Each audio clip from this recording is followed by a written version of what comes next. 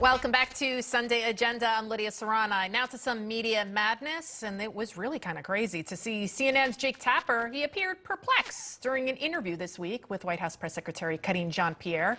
They were discussing Biden's age. The CNN host even cited a poll showing that 89% of Republicans and 69% of Democrats are concerned that the president is too old to serve a second term. Take a look at KJP's response.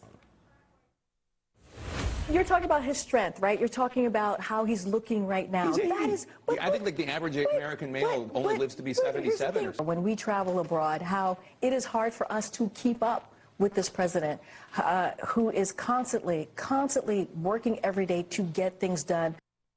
Wow, it's hard to keep up with that president. He finds himself hard to keep himself upright.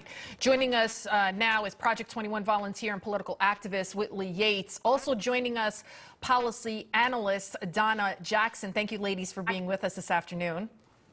Thank you. Whitley, KJP, she has to be the worst press secretary I've ever seen. For her to say that Biden has so much stamina, and then on the other hand, I am somewhat relieved, but it was kind of about Jake Tapper and CNN even doing a segment about Biden's age, because normally they say how vigorous and amazing he is.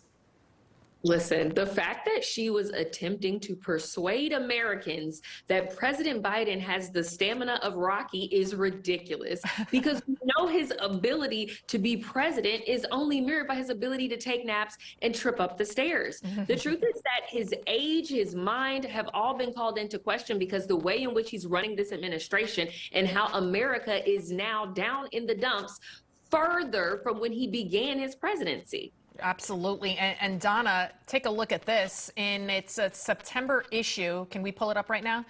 British Vogue, can we take a look? There it is. Named a trans cyclist as the only athlete on its list of 25 powerhouse women.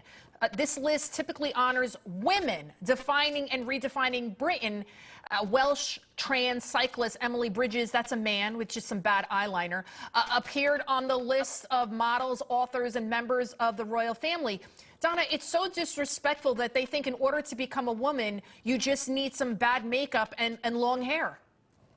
You know, it's awful, and they're not brave, they're bullies, because the only people that transgender women have gone after, the trans community has gone after, is women. You don't see this happening on the male side. And, you know, it's beauty queens, it's women of the year, it's bathrooms, lockers.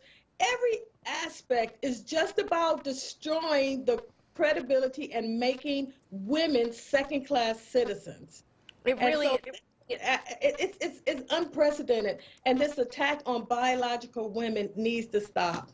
I mean, what's so brave about taking hormones and maybe chopping off a body part? Like that's his only qualification to be on this list. And there's so many incredible women out there, and yet a lot of these places, they choose to highlight these men that have mental disorders.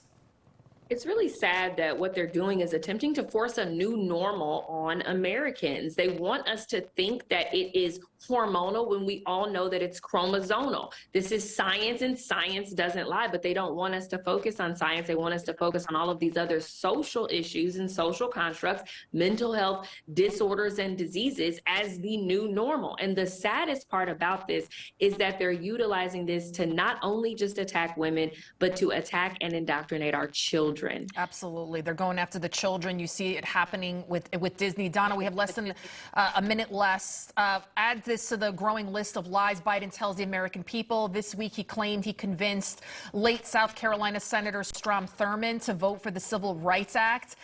The problem with that is Biden was actually 21 years old, and he was nowhere near the Senate when he was finally elected at 29.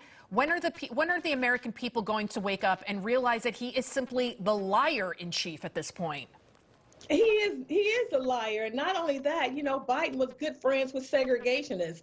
Robert Byrd was his best friend. He not only fought on behalf with segregationists, but he actually fought for their causes, especially in education. He was proud that Delaware was a slave state. He was friends with that famous segregationist, like you said. So he's hypocritical and a liar as well. Whitley Yates, Donna Jackson, thank you, ladies, for being with us, and I hope you have a great holiday. Thank you. Thank you.